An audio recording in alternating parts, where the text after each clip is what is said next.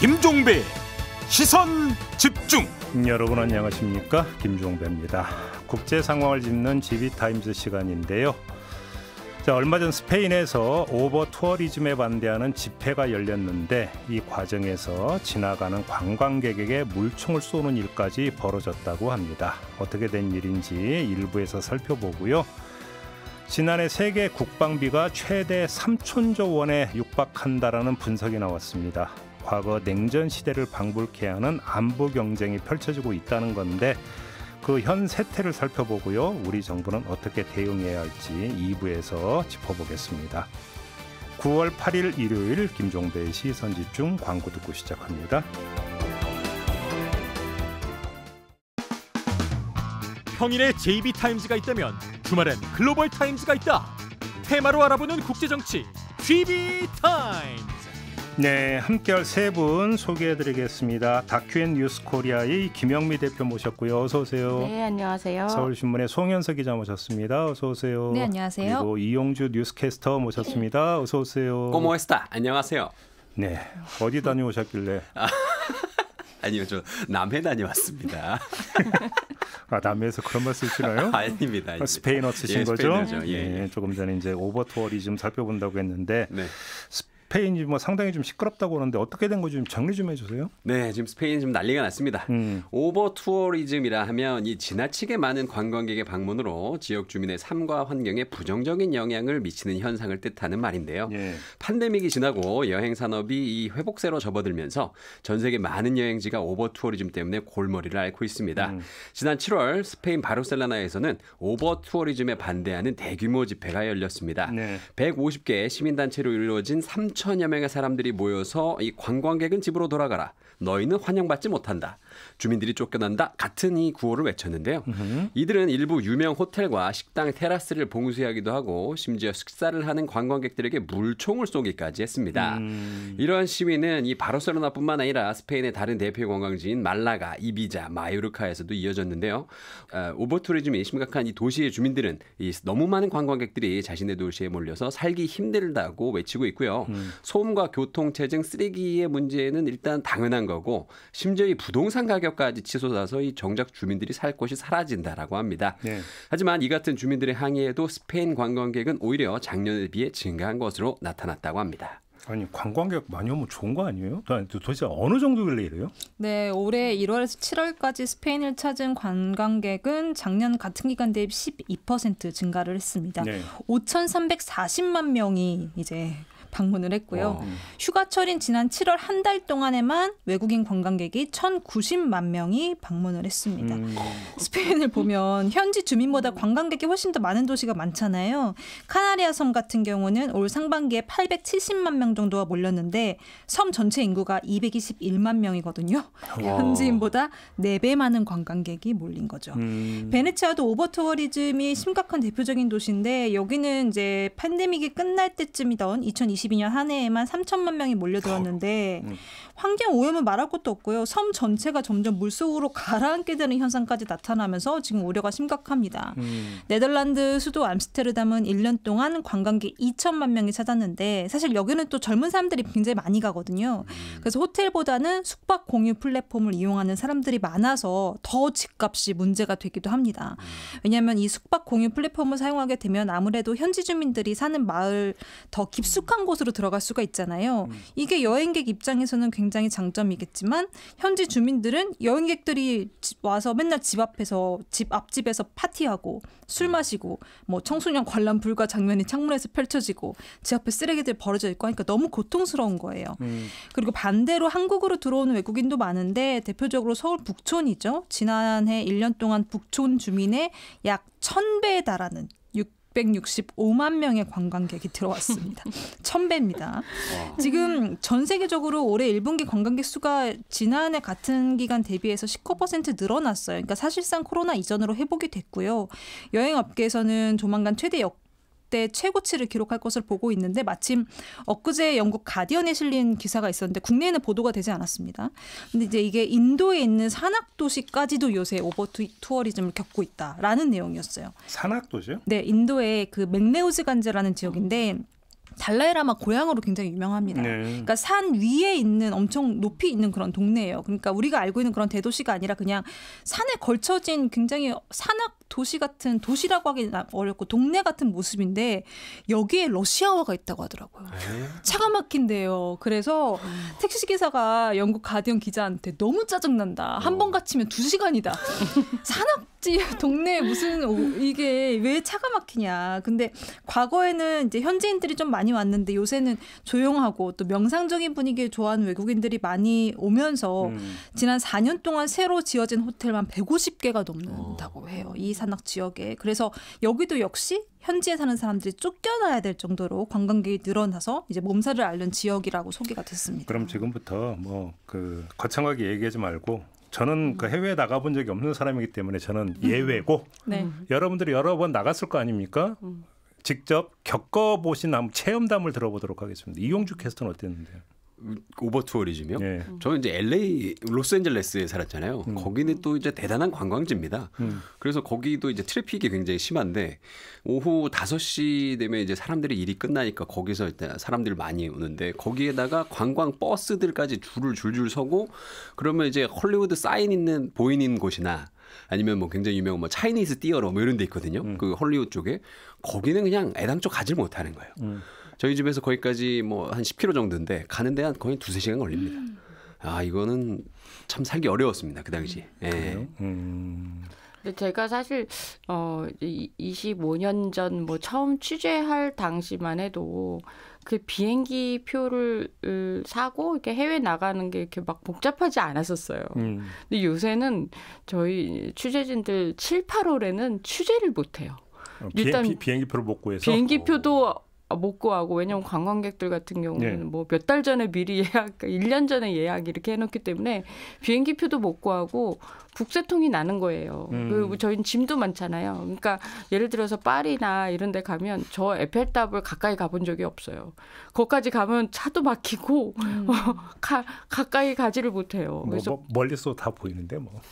그러니까 저도 멀리서만 찍어가지고 그리고 암스테르담 같은 곳은 여기가 마리화나가 허용이 되는 데다 보니까 네. 그러니까 유럽 전역에서 이렇게 몰려드는 데는 다 이유가 있는 거예요. 이제 마리화나 이게 카페도 있잖아요. 뭐 그런 데는 이제 협소하다 보니까 이제 뭐 숙소를 구할 때 일반 가정집 숙소를 구해서 그런 데서 이제 파티를 하다 보니까 옆집 사는 그 네덜란드 시민들 입장에서는 너무 당황스러운 일들이 많이 펼쳐지는 거고 무엇보다도 이 쓰레기가 7, 8월에는 이 관광지에 쓰레기가 치워도 대책이 안 쓴대요. 그게 이게 한 10년 전부터 이제 중국 관광객들이 늘기 시작했거든요. 그래서 중국 관광객들은 역시 대륙은 다른 게 이렇게 막 관광버스 우리는 한두 대가 오지만 중국 관광버스는 정말 끊임없이 와요. 끊임없이. 그러다 보니까 이들이 버리고 간 쓰레기들, 그다음에 고성 뭐 이런 거에 이제 일반 거기 시민들이 힘들겠다라는 생각은 들죠. 예전에 그 코로나 직전이었죠. 그 제주도에 그 중국인 관광객 2만 명이 한꺼번에 내렸어요. 2만 명이 하루 안에 들어온 사람이 2만 명이었던 거예요. 근데 제주도 말고 또 그 몇 년 전에 삼계탕 투어한다고 중국인들이 한꺼번에 와서 그 한강변인가요? 뭐 어마어마하게 저기 테이블 차리고 삼계탕 먹는 그 이벤트도 있고 했던 거 기억나요? 네, 그리고 중국 하니까 기억이 나는 게 또 제가 굉장히 좋아하는 어떤 여행 프로그램이 있어요. 근데 거기서 그 여행을 하시는 분이 오지 투어를 가신 거예요. 중국에는 이제 오지가 남아 있으니까 오지 투어를 가세요. 남아 있는 게 아니라 많잖아요. 거기. 네, 많죠. 땅덩이가 워낙 넓어. 네, 그래서 분명히 오지 투어라고 써 있어요. 그 네네. 프로그램 이름에. 근데 너무 사람이 많은 거예요. 오지가 아니야. 저거 오지가 맞나 하고 제가 그래서 봤어요. 물론 현지 관광객이 굉장히 많아요. 근데 외국인 관광객도 많아요. 그러니까 이 이름만 오지인 거지. 동네 이름이 오지 아니에요? 네, 그러니까 그런 것처럼 이거는 이제 더 이상 뭔가 오지 아니면은 사람들이 많이 가지 않는 그런 장소라는 게 이제는 존재하기가 너무 어려운 그런 세상인 거죠. 그러니까 이게 사실 오버 투어리즘이 문제가 되는 게 그 관광지에서 살고 있는 주민들의 일상을 너무 심각하게 지금 훼손한다라고 하는 게 가장 핵심적인 문제잖아요. 근데 그건 꼭 외국만의 문제는 아니잖아요. 아까 잠깐 얘기했지만 북촌마을 같은 경우도 그렇고 그다음에 지방에 되면 이제 그 벽화마을 이런 것들이 좀 많이 조성이 되면 또 막 그 사람들 몰리고 그러면 일상생활을 뭐 그냥 대문 열고 막 들어오고 이런다고 하더라고요. 네, 맞아요. 안 그래도 그게 북촌 한옥마을의 지금 현재 일상인데요. 그래서 북촌 한옥마을이 그 내년 3월부터 오후 5시 이후에 관광객 통행 제한을 실시한다. 이런 이슈를 제가 좀 소개를 예전에 해드렸던 적이 있죠. 그래서 한옥마을 가보신 분들은 알겠지만 거기 진짜 24시간 항상 좀 사람이 많습니다. 뭐 기자님이 말씀하신 것처럼 뭐 주민의 1000배 넘는 인원이 작년에 이곳을 찾았다라고 하는데 근데 이게 뭐 웃으면서 뭐 대화를 나누고 뭐 거기를 구경하는 건 좋겠지만은 이 관광지라는 그 느낌이 있기 때문에 거기 있는 관광객들이 약간 굉장히 흥분해 있는 상태잖아요. 맞아요. 그래서 막 소리 지르고 뛰어다니고 막 심지어는 막 그 창문 열고 안에 보려고 그러고 네. 막 문고리 막 잡아당겨서 막 주인님 나오셔가지고 소리 지르고 이런 일들이 뭐 비일비재하다고 합니다. 네, 그래서 뭐 쓰레기 뭐 소음 문제는 기본이고 뭐 자원봉사자의 뭐 이 증언에 따르면은 가정집을 뭐 들어가서 사진을 찍으려고 한다. 이게 굉장히 심각한 상황이겠죠. 그래서 이 거기에다가 말씀하신 것처럼 한옥 체험을 상품화한 숙박 시설들이 이 기업들 중심으로 이 자리를 잡으면서 여기에다가 한옥들에다가 자쿠지 있잖아요. 야외 욕조 이런 것들을 이제 설치를 해놓는다는 거예요. 그래서 밤마다 그 주민들이 약간 에로 영화를 듣는 느낌이 든다. 네, 거기에서 젊은이들이 네, 좋은 거 많이 하나 봐요. 그래서 이 그 종로구청장님께서 굉장히 큰 불만을 토로하셨던 적이 있었죠. 네. 참 결국은 어찌 본다면 일상과 관광을 어떻게 조화시킬 것인가 결국은 이 문제가 되는 거잖아요. 근데 관광 입국 이런 얘기도 많이 했잖아요. 그러니까 한 나라 입장에서 관광객이 그렇게 많이 몰리면 GDP에 엄청나게 도움이 되는 거잖아요.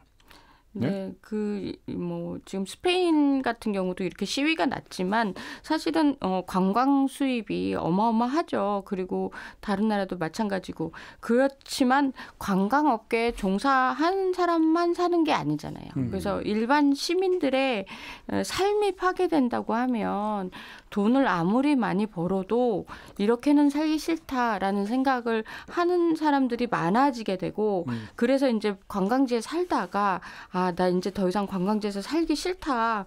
도저히 못 살겠다 하고 떠나는 사람들도 이제 많아지는 거죠. 그래서 돈보다 더 중요한 건 현대인들에게 휴식이고 또 본인의 어떤 삶을 영위하고 집이라는 거는 가장 자기가 편하게 쉬어야 되는 곳인데 그렇지 못하다는 것들이 이제 스트레스를 증가하게 되는 거죠. 그래서 예를 들어서 이제 그런 것 때문에 이제 보라카이 같은 경우는 6개월 동안 아예 셧다운을 했어요. 그래서 모든 관광객들이 들어오지 못하게 하고 거기를 이제 청소하고 그래서 6개월 만에 재개장을 했거든요. 그래서 어떤 관광지든지 이게 뭐 청소라든지 뭐 이런 것들이 한계가 있거든요. 인력도 한계가 있고 그래서 이게 되지 못한다 그러면 관광지 가서 거기 지저분하더라. 거기 너무 시끄럽더라. 이 사람 많더라. 이런 소리 나는 것 자체도 관광지의 큰 이미지 타격이 되는 거예요. 그래서 길게 봐서 이런 것들을 좀 제재해야 되지 않느냐라는 현지 목소리가 커진 거죠.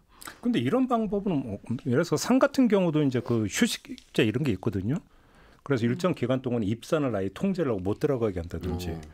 그다음에 관광 쿼터제 이런 게 좀 도입되면 안 될까? 그런 거 안 되는 건가요? 현실적으로 어떻게 보세요? 쿼터제 같은 게 도입이 뭐 법적으로 도입 자체가 안 되는 건 아니지만 이제 쿼터제가 있을 때 그럼 들어올 수 있는 기간 동안 관광객이 들어왔을 때에 이제 문제가 더 쏠리는 거죠. 쉽게 말하면. 그러니까 뭐 예를 들어서 이제 저희 베네치아 같은 경우는 그때 당시에 무슨 얘기를 했냐면 보복 관광이라는 얘기를 했거든요. 보복 관광도요? 그러니까 그동안 팬데믹 때문에 못 갔던 사람들이 보복 관광을 간 거예요. 베네치아로. 그러면서 거기가 난리가 났던 거거든요. 뭐 섬이 가라앉는다는 얘기가 나올 정도로. 그리고 사람들이 사실 뭐 쿼터제를 둔다고 할지라도 사실 여러 가지 문제, 뭐 쓰레기 문제 이런 것들은 그럼 쿼터제를 운영해서 관광객이 안 들어오는 동안에는 괜찮겠지만 들어오는 동안에는 또 너무 많은 문제들이 발생할 수 있는 게 아까 이제 캐스터님이 얘기하신 것과 비슷하게 뭐 현지 문화하고 너무 맞지 않는 행동들을 하는 관광객들이 계속 이제 끊임없이 나온다든지 예를 들면은 문화유산을 훼손하는 그런 사람들. 그리고 제가 여기 들어오기 직전에 본 기사에서는 필리핀의 산호초에 한글로 된 낙서가 적혀 있다. 보홀. 네. 거기 맞아요. 거기에 그래서 거기를 통제를 하겠다고 하더라고요. 그러니까 그런 일들 그리고 문화재를 만약에 훼손을 했어요. 관광객이. 그러면은 처벌을 해야 될 거 아닙니까? 네. 처벌이 안 됩니다. 왜냐하면 출국하면 끝이거든요. 맞아. 도망가는 거잖아요. 잡을 사실. 수가 없어요. 네. 그러니까 이런 부분 때문에 사실 대처하는 것 자체가 굉장히 어려워서 그래서 이제 각국이 할 수 있는 거는 이제 쿼터제 같은 것보다는 그냥 일단 들어오는 것까지는 오케이. 근데 돈을 더 내. 이러면 뭐 좀 덜하겠지. 그럼 일본이 지금 네. 얘기 나온 게 그런 거잖아요. 숙박세. 그렇죠. 숙박세를 도입을 하고 있는데 현재는 지자체 9곳에서 하고 있는데 앞으로는 한 30곳까지 늘어날 것 같고 네. 아까 이제 말씀드린 사례가 있었던 이탈리아 같은 경우도 지난달 말에 관광세 인상을 추진한다고 밝혔어요. 원래는 1인당 1에서 5유로 정도였으니까 우리 돈으로 치면 1,500원에서 7,500원 정도 뭐 그냥 여행 가는 사람 입장에서 그렇게 비싸지 않습니다. 그런데 이번에는 관광세를 최대 25유로까지 우리 돈으로 약 37,000원까지 인상하는 걸 검토 중이고 스페인 바르셀로나는 뭔가 좀 구체적이에요. 구글 지도에서 버스 노선을 아예 삭제를 해버렸습니다. 관광객들이 버스를 타면서 하도 막 현지 노인들도 막 불편하게 하고 막 밀치고 막 자기네들이 막 와서 타려고 그러고 막 이러니까 이거를 조금 막아보려고 이제 그 버스 노선을 아예 구글 지도에서 삭제를 해버렸는데 이제 더 큰 문제는 사실 아까 그 대표님이 말씀하셨지만 마냥 관광객들을 밀어낼 수가 없거든요. 왜냐하면 관광 수익이 엄청나잖아요. 맞아요. 이탈리아만 해도 지난해 관광세로 얼마를 벌어들였냐. 1조 1,500억 원을 벌어들였습니다. 그러니까 올해 이탈리아 부채가 GDP의 140%까지 늘어날 거란 예측이 있는데 지금 이 관광세 걷어가지고 나라빚 갚겠다고 하는 게 이탈리아거든요. 그러니까 이미 또 지어진 숙박업소나 관광 관련 시설들이 있기 때문에 또 관광객들을 너무 제한해버리면 또 이런 생계가 또 문제가 생길 수도 있고 그래서 제주도가 이제 최근에 그 입도세 논의를 중단을 했죠. 이런 이제 관광객 감소라는 현실을 넘지 못했기 때문인데 그래서 찾은 방법이 일단 오지 말라고는 할 수 없으니까 대신 좀 분산을 시키는 방법이거든요. 예를 들어서 서울에 오는 사람들이 다 명동이나 북촌이나 강남 홍대만 가려고 할 수 있는데 이거를 각 지자체별로 자치구별로 좀 콘텐츠를 만들어서 관광객들을 분산시켜 보자라는 노력을 이제 서울시도 하고 있습니다. 그러니까 제가 며칠 전에 TV를 봤는데 티베트권의 어떤 지역 거의 뭐 지금도 이제 그 고립된 세상에 거의 드러나지 않은 그 지역 같은 게 보존하기 위해서 1년에 방문객을 1,000명인가 그렇게 제한을 해서 아예 허가증을 발급받아야만 들어갈 수 있게 한 이걸 있더라고요. 근데 이런 경우 같은 경우는 그곳에 접근해 들어가는 루트가 하나밖에 없어서 거기만 막으면 접근할 방법이 없으니까 그런 정책이 쓰여질 수 있겠지만 북촌마을을 한번 대상으로 그렇게 한다. 가능할까요? 물리적으로? 그러면 북촌마을을 삥 둘러가지고 뭐 철책을 칠 수도 없는 거고. 그렇죠? 그러면 또 그렇다고 대한민국이 입국하는 걸 제한한다고 하더라도 요즘 무비자 많잖아요. 그럼요. 그죠? 네. 그러니까 관광비자를 뭔가 제한 발급한다 해서 이게 될 수 있는 문제도 아니고 그런 점에서 어려움이 있겠네요. 네. 정말 참 어려움이 있겠네요. 네, 그렇죠. 근데 사실 제가 이 인터넷 댓글을 자주 보는데요. 우리나라 댓글만 많이 보는 게 아니라 세계적인 댓글도 좀 많이 봅니다. 근데 이 댓글들의 요즘 분위기가 어떠냐면 이 오버투리즘에 관련해서 아니 지금 이렇게 앓는 소리를 할 땐가 옛날에 팬데믹 때 관광객 없다고 그 난리를 치더니 이제 와선 관광객이 많다고 또 난리야. 야 대체 우리 보고 어쩌라는 거냐. 약간 이런 분위기가 조금 형성이 되어 있습니다. 사는 게 그런 거죠, 뭐. 그런 건가요? 네. 네. 양날의 검이죠. 그러니까요. 아니 사실 관광 수입으로 이득을 보는 사람들이 주민이면 또 얘기가 달라져요.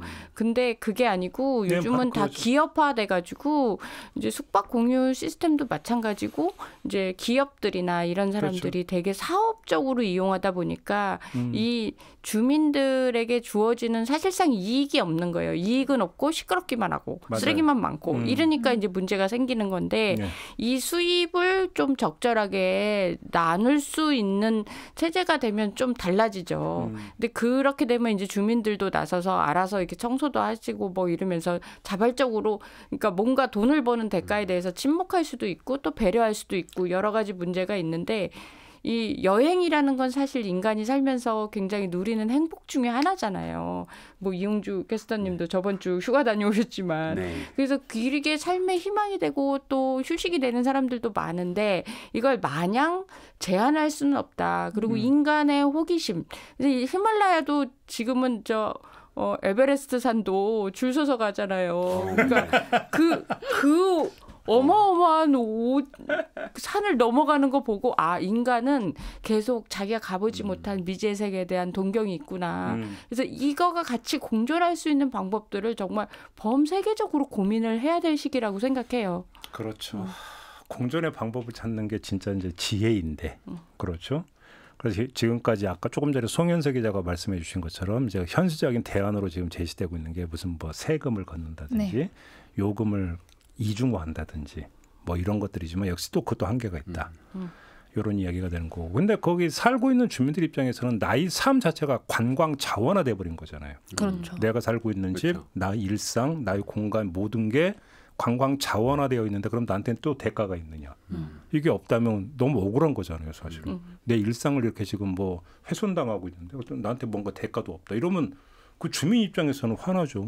그래서 예전에 그런 생각을 개인적으로 해본 적이 있어요. 그 백화점이 예전에 이제 한참 서울 곳곳에 들어설 때 백화점이 들어서면은 그 앞에 도로들이 엄청 이제 차가 많이 막히잖아요. 그래서 그 백화점이 해당 지역 그 지자체 뭐 구청이나 시청에다가 세금을 더 냅니다. 이 도로 교통 유발 부담금이라는 부담금이라는 걸 내죠. 이제 이런 걸 내면은 그 세금으로 이제 그 교통을 어떻게든 좀 처리하려고 노력하죠. 그 세금을. 그러니까 이런 것처럼 사실 그 말씀하신 지역 주민들이 받는 피해에 대해서 보상을 이제 국가에서 지자체에서 이렇게 해줄 수 있으면 그러면 굉장히 조금 더 분위기가 달라질 수는 있지 않을까. 그게 이제 다른 면에서 그 지역 거주 주민의 삶의 향상으로 이게 다시 환원이 돼줘야 되는데 네. 이게 안 된다라면 그 주민들 입장에서는 정말로 이거는 분통 터지는 일밖에 안 되는 거죠. 그러니까 예를 들면 저희 동네 같은 경우는 저희 그 위에 바로 하늘길이 있습니다. 예, 그러니까 공항 근처 이제 하늘길이 있다 보니까 계속 비행기가 지나가는 소리가 들리는 네네네. 거예요. 그것 때문에 저희가 항상 전기세를 몇 % 할인을 받거든요. 저희 동네는. 네, 그런 것처럼 해당 주민들한테도 뭔가 혜택을 그런 식으로 줄 수 있지 않을까요? 네, 알겠습니다. 네, 오버 투어리즘 누구를 한 번도 안 가봤는데 자, 첫 번째 주제는 이렇게 마무리하고요. 자, 두 번째 주제로 이어가겠습니다.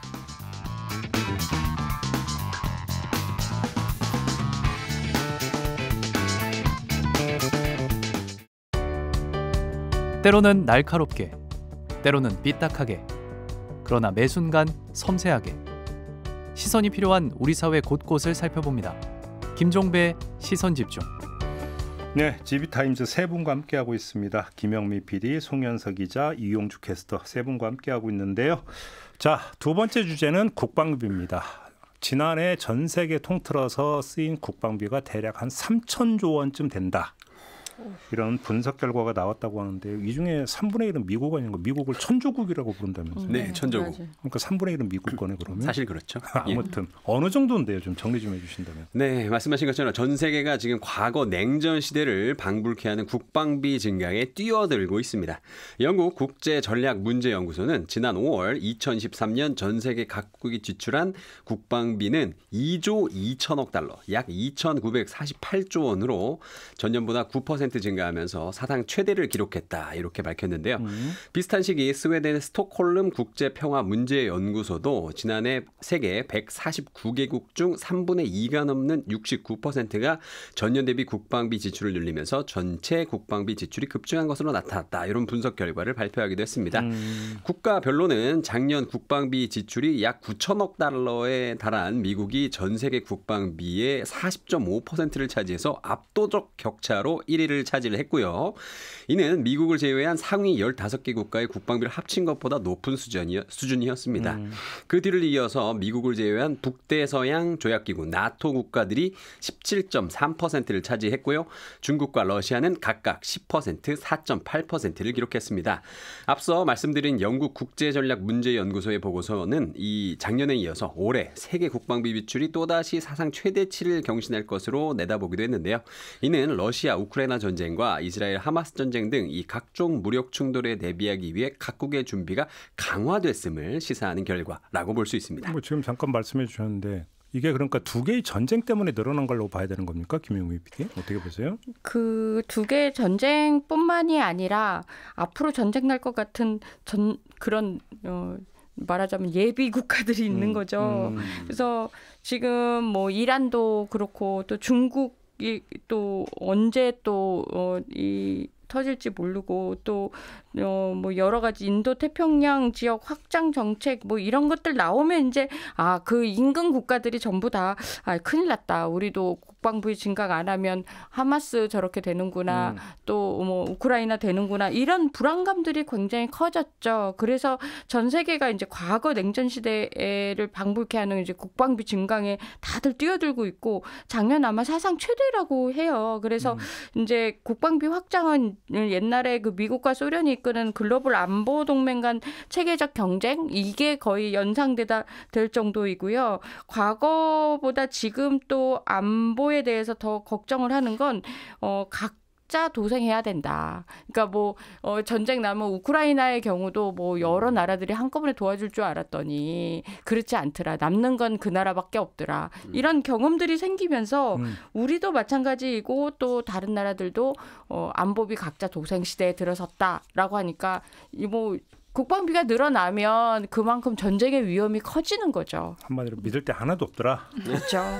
그러니까 뭐 그냥 그 자체적으로 무장하는 거 외에는 방법이 없더라. 뭐 그래서 이제 자주 국방에 다들 나섰다고 보면 됩니다. 국방비 지출이 들었다. 네. 근데 그 행태는 여러 가지일 거 아닙니까? 네, 일단 국방비 상위 11개국이 전 세계 국방비 지출의 76%를 차지하거든요. 그러니까 지난해 국방비 증가세, 그러니까 이제 증액으로 그 전체 총액으로 말고 증가세가 가장 가팔랐던 국가가 당연히 러시아와 우크라이나이겠죠. 지금 전쟁 중이니까. 네.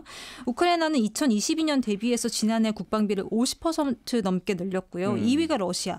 근데 흥미로운 게 3위가 일본입니다. 네. 일본이 10.7%로 두 자릿수 증가세를 보였어요. 내년도 방위비로 잡은 예산이 우리 돈으로 78조 원이 넘는데 참고로 이제 일본은 명목상 국방비라는 말을 안 쓰죠. 방위비라는 말을 쓰죠. 이 78조 원이라는 예산이 작년보다 7% 넘게 늘어난 거고 이런 추세를 보면은 2027년에는 우리 돈으로 93조 원이 넘을 거다라는 전망도 있어요. 그런데 78조 원을 방위비에 쓴다는 건 한국 내년 국방 예산보다 10조 원을 더 쓴다는 얘기거든요. 왜 당장 전쟁의 위협이 있는 나라가 아닌데 일본이 왜 2년 새에 국방비를 5배나 증액을 했냐. 일단 표면상의 이유는 중국이잖아요. 그러니까 미국이 중국을 견제할 때 특히 동아시아에서 지정학적으로나 경제적으로는 사실 가장 믿는 게 일본 아니겠습니까? 그래서 미국이 자꾸 푸시를 해요. 군사비 더 많이 써라. 그래서 너희 군사력 좀 키우고 있어. 이렇게 자꾸 푸시를 합니다. 근데 이건 표면적인 거고 단순히 중국으로부터 자국을 방어하기 위해서 군사비를 늘렸다기보다는 선제 공격의 역량을 확보하기 위한 게 아니냐라는 눈초리가 훨씬 많죠. 지금 일본 내에서는 일본의 방위비 증가가 공격보다는 자위적 방어에 있다. 이렇게 지금 초점을 두고 있고 미일 동맹이 제 기능을 못하면 전 세계에 혼란이 올 수 있다. 이렇게 주장을 하고는 있습니다. 그런데 그걸 믿는 사람은 많지가 않고 그리고 유럽 국가들은 아까 이제 대표님 말씀하신 것처럼 냉전 이후에 다 같이 군축에 나섰다가 지금 또 다 같이 재무장을 하는 분위기잖아요. 영국, 폴란드는 이미 GDP의 2.5%까지 이제 국방비를 끌어올렸고 나머지 국가들도 뭐 징병제를 부활시키거나 검토하는 국가들이 이제 시작이 됐습니다. 근데 문제는 이제 미국과 중국이죠. 천조국과 중국입니다. 1,000조 원이 넘는 돈을 이미 국방비에 쓰고 있는데 미국은 이걸 지금 계속 확대할 예정이거든요. 지금 군사 전문가들이 하는 얘기는 뭐냐면 미국이 이렇게 군비를 계속 확장하는 게 오히려 중국과 러시아를 더 긴장하게 만들면서 군비 경쟁을 더 이제 강하게 이제 만든다는 거예요. 그러면서 지난 목요일에 이제 영국에서 관련된 논문이 하나 나왔었는데 미국은 중국이나 러시아의 핵 전력을 사실상 비핵무기로 선제 공격할 수 있는 능력을 이미 가지고 있다는 겁니다. 그러니까 중국과 러시아도 이걸 알고 있어요. 이 얘기는 뭐냐면 중국이나 러시아의 전략 시스템이나 방어 시스템이 생각보다 굉장히 취약하다는 거고 동시에 미국의 국방력은 우리 생각보다 더 뛰어나다는 거거든요. 이 논문이 하고자 하는 얘기는 미국이 군비를 경쟁적으로 늘리는 것 자체가 다른 국가들, 특히 중국 같은 나라들한테 우리 선제 공격 당할 수 있는 거 아니야? 이런 위협으로 평가가 되면서 핵무기를 증강하는 이런 동기가 될 수 있다는 거죠. 네, 그래서 중국 같은 경우도 이제 국방 지출을 올해에 한화로 한 300조 원 넘게 예산을 잡았는데 실제로는 이거보다 훨씬 많아서 미국하고 비슷한 수준일 것이다. 미국이 1,000조 원이 넘잖아요. 네. 중국은 900조 원이 조금 넘을 것이다. 어머. 라는 예측들이 있어요. 그러니까 일본 같은 경우도 방위비를 늘리는 이유가 뭐 전수방위 체제로 가다가 네. 오로지 우리나라 방위만 한다고 하다가 집단 자위권 이야기가 나오고 거기다가 인도 태평양 전략 이야기하면서 일본의 좌장 역할을 미국이 요구를 하고 네. 좌장 역할에는 당연히 군사 지출도 포함이 되는 거니까. 그러니까 결국 인도 태평양 전략 하에서 지금 이런 현상이 이제 빚어지고 있다 이렇게 좀 봐야 되는 것 같고요. 네. 우리나라의 경우는 어떻게 봐야 되는 겁니까? 자, 우리나라도 가만히 있을 수 없죠. 우리도 국방 예산안 많이 올렸습니다. 내년 2025년 국방 예산안을 60조 원 넘는 규모로 편성을 했는데요. 국방 예산안이 삭감 없이 이대로 심의를 통과한다면 대한민국 역사상 최초로 국방 예산 60조 원 시대를 열게 됩니다. 자세히 살펴보면 이 병사 봉급 인상 같은 인건비 증가가 전력 운영비 및 전체 국방 예산 증가를 이끌었는데요. 병사 월급은 병장 기준 150만 원으로 인상이 됐습니다. 그래서 전체 장병 급여와 연금 기금, 전출금들을 포함한 인건비는 총 22조 8천억이 넘게 된 것이죠. 그리고 방위력 개선비는 킬 체인 한국형 미사일 방어, 대량 응징 보복 등 한국형 삼축 체계 강화에 중점 투자된다고 합니다. 삼축 체계 관련 예산으로 총 6조 1천억 원 정도가 책정이 됐고요. 방위력 개선 관련 연구 개발 예산으로는 4조 9천억 원 정도가 편성이 돼서 전년 대비 5.7% 증가했습니다. 그러니까요. 자, 근데 문제는 이 군수 물자를 늘리는 것뿐만이 아니라 징집제가 확대되고 있다는 이야기도 있던데 맞습니까? 네. 국방비가 증가하면 바로 이제 징집이 따라옵니다.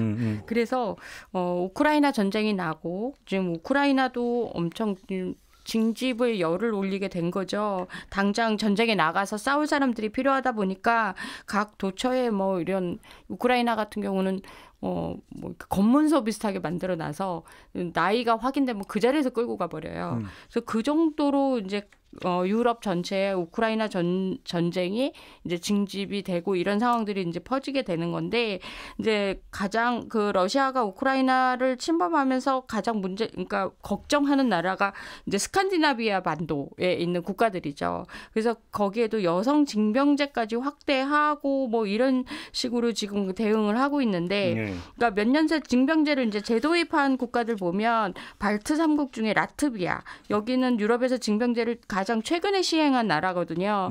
그래서 지금 남성이 18세가 되고 12개월 이내에 학업 중인 남성은 졸업과 동시에 군복무를 하자. 그래서 이제 라트비아에 이제 청년들이 굉장히 이 징병제를 직타로 맞은 거죠. 그리고 이제 덴마크 같은 경우도 복무 기간을 4개월에서 12개월로 늘리고 여성 징병제도 실시하게 되고 이런 것들이 이제 우크라이나 전쟁으로 인해서 유럽이 당장 지금 국방비 증강뿐만 아니라 이런 것도 해야 된다라고 하는 건데 지금 징집에 대해서 반발도 굉장히 크죠. 왜냐하면 그 자신의 자유롭게 어떤 미래를 계획하고 뭐 그렇게 해야 되는데 그렇지 못하고 이제 군대를 끌려가야 되니까 그래서 이런 것들이 이제 서유럽 국가들의 이제 정치 리스크로 이제 지금 작용을 하기 시작한 거죠.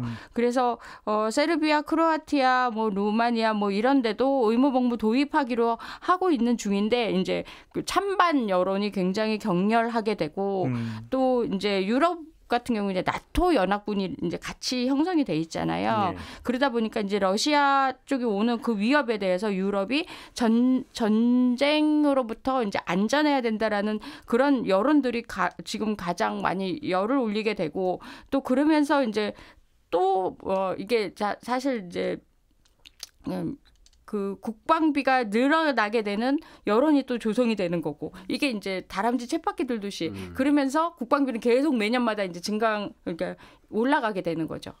그러니까 발트 3국이나 동유럽 쪽에서 이런 얘기가 많이 나오는 게 이제 우크라이나 다음은 우리나라일 수 있다라고 하는 러시아가 또 우리도 침공하지 말라라는 법이 없다. 이런 어떤 위기감 이런 것 때문에 어떤 대응 태세 때문에 지금 이런 현상이 나타나는 거잖아요. 저 그런데 저 정말 한심한 질문 하나만 해도 됩니까? 뭐 아니 뭐 예. 네, 국방비요. 너무 아깝지 않아요? 1,000조나 쓰는 건데 사실 그 돈으로 복지를 하면 사람들이 얼마나 풍족해질 수 있을까요? 굳이 이렇게 서로 다른 나라들끼리 싸워가지고 이렇게 막 국방비 막 몇십조, 몇백조씩 내는 거 너무 아까운 것 같습니다. 우리 김영민 PD가 답을 좀 주시죠. 근데 사실 그렇게 그러니까 국방비가 증가하면 그만큼 전쟁이 많이 날 수밖에 없어요. 그렇죠. 그리고 이거는 뭐 1차 대전, 2차 대전 겪으면서 뭐 인류가 경험했던 바이고 그래서 1921년에 워싱턴 협약이라고 해서 이제 전 세계가 전쟁 국가들이 좀 모여가지고 군비를 좀 줄이자. 그래서 군비 축소한 예도 있습니다. 그래서 이렇게 막 늘어나다가 어느 날 도대체 너무 전쟁이 많이 나서 도저히 살 수가 없다. 그러면 또 모여서 군비 축소도 하고 그러다 또 좀 가다가 좀 어떤 계기가 되면 또 이렇게 군비를 또 지출하고 그렇게 되는 건데 이게 사실 자본주의 논리하고 좀 많이 맞닥뜨려 있어요. 그래서 일본이 지금 군비를 증강하는 이유 뭐 송윤석 기자님이 말씀을 해주셨지만 그 이유 중에 하나는 미국이 자꾸 무기를 사라고 들이밀잖아요. 솔직히 말하면. 그러니까 본인들의 물건을 일본 보고 사라고 동아시아 안보를 명목으로 한 판매가 이루어진단 말이에요. 대만한테도 사라고 하고요. 그렇죠. 약간 강매 아니에요?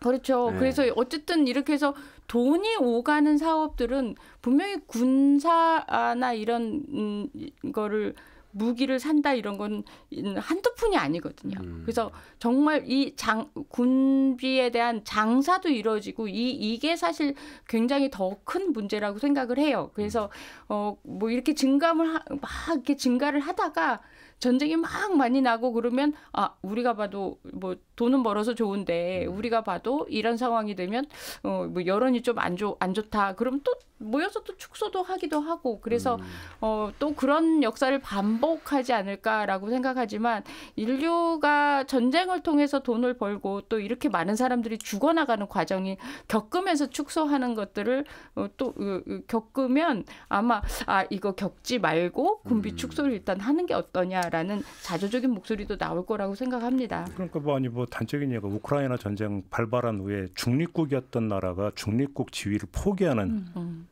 양상이 벌어지고 있는 게 뭐겠어요? 국방이라고 하는 게 가장 기본적으로는 불안이라고 하는 어떤 밑바닥 위에서 서는 것이기 때문에 불안이라고 하는 것은 원천적으로 제거가 되는 게 아니다. 그리고 불안이라는 건 원천적으로 사실 전염이 되죠. 그렇죠. 제가 아까 말씀드린 그 논문의 내용이 저는 맞다고 생각하는 게 경제적인 대표님께서 말씀하신 것처럼 경제적인 부분도 분명히 있어요. 그런데 옆 나랑 사이가 좋지 않은 나라에서 군비를 막 쏟아부어서 1,000조를 쏟아부어서 자꾸 국방력을 강화해요. 그러면은 사실 그 반대편에 있는 나라들은 불안하지 않겠어요?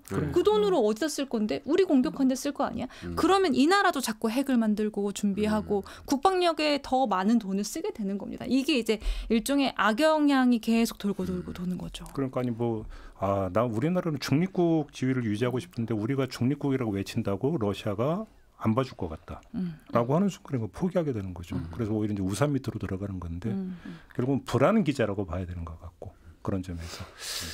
근데 아무튼 방위비, 그러니까 국방비 이야기 나오다 보니까 좀 더 확장해서 방위비, 특히 우리나라 보니까 트럼프가 이거 재집권하면 이 방위비 분담금 옛날에 5배 올려달라고 했었거든요. 네. 또 이러는 거 아니냐 이거 이제 걱정이 태산인데 어떻게 봐야 되는 겁니까? 트럼프가 사실은 지금 또 시동을 또 걸기 시작했죠. 지난달 26일 미국 미시건주 디트로이트에서 도널드 트럼프가 국가 방위군 협회 총회 연설에서 이렇게 발언했습니다. 나는 모든 나토 국가가 반드시 GDP 대비 3%를 방위비로 지출해야 한다고 말할 것이다. 기존 목표였던 2%는 세기의 도둑질이다. The steal of the century. 그러면서 수년간 나토는 GDP의 2%에 훨씬 못 미치는 돈을 군에 지출했으며 이는 미군의 부담을 늘렸다. 그 차이를 채우고 부족한 분을 보충하면서 위협을 억제하는 것은 우리 미국이었다. 우리가 나토 방위에 돈을 내고 있다. 믿기지 않는다. Unbelievable. 그들은 공정한 부담, fair share를 지불해야 한다. 이렇게 이야기를 했습니다. 근데 사실은 트럼프가 그 예전에 대통령이었을 때부터 이 기회가 있을 때마다 이 나토 회원국들의 안보 무임승차를 비판해오긴 했지만요. 이번 발언은 이 방위비 지출 약속을 지키라는 수준을 넘어서 약간 좀 대폭 인상을 좀 요구를 한 건데요. 그런 이런 이유를 좀 짜들보면 일단은 이 미군의 부담이 늘어난 게 1차적인 원인으로 꼽히고 있습니다. 심지어 뭐 독일 같은 이 부국마저 나토 방위기 목표치인 GDP 대비 2% 지키지 않고 있고요. 지난해 독일의 국방비 지출은 나토 기준에 비해서 140억 유로, 우리 돈 약 20조 3천억 원 정도 부족했습니다. 그리고 또 스페인, 이탈리아, 벨기에도 각각 16조 원에서 6조 정도를 덜 쓴 걸로 조사가 됐는데요. 이렇게 유럽 주요국조차 기준치를 밑돌았으니까 미국 납세자들 입장에서는 트럼프 주장이 솔깃할 수밖에 없겠죠. 그래서 트럼프가 이렇게 또 얘기를 했습니다. 독일에서 쉐보레 자동차를 마지막으로 본 게 언제야? 아마 한 번도 없을걸? 근데 우리 미국에는 벤츠, BMW, 폭스바겐 자동차 막 수백만 대 돌아다니잖아. 그들은 무역에서 우리를 이용하고 군에서도 그렇게 이용하고 있다. 이렇게 비판했는데 이런 거 들으면 또 그런가 싶잖아요. 그리고 또 트럼프가 이렇게 얘기하는 두 번째 이유는 이 나토 국가들의 국방비 지출 확대가 곧 미국의 방산 수출 확대로 이어진다는 점입니다. 방금 뭐 PD님께서 말씀하셨던 그거랑 똑같은데요. 세계 무기 수출의 양대 산맥은 이제 미국과 러시아라고 볼 수 있는데 유럽 국가들이 군비 증강에 나설 경우에 최대 수혜자는 미국이 될 수밖에 없겠죠.